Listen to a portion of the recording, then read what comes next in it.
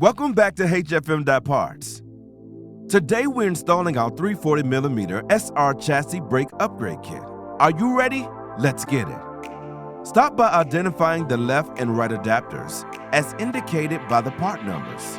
Install them to the knuckle by using the included custom shoulder bolts. Yeah. Good. All right.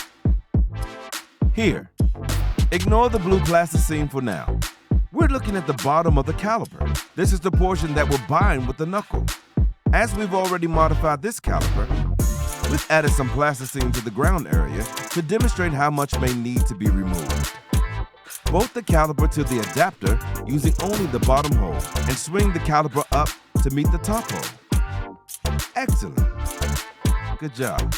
The indentation in the plasticine shows how much or little we've removed.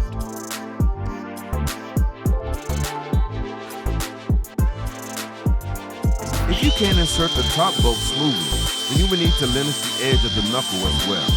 You can do this with a die grinder or equivalent tool until you're able to tighten both bolts smoothly.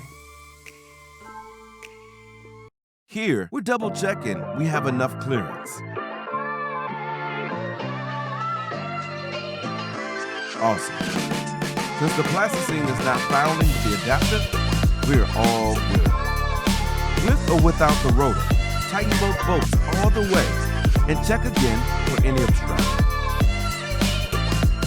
And torque the bolts to 28 to 38 foot-pounds. Because we're spacing out the calipers, with this kit, you will have roughly 1.5mm pad overlay. Remember to reach out if you have any questions. Thanks for watching. Make sure you subscribe and follow HFM.Parts. Smash that like button so you can have more videos like this one. Take care.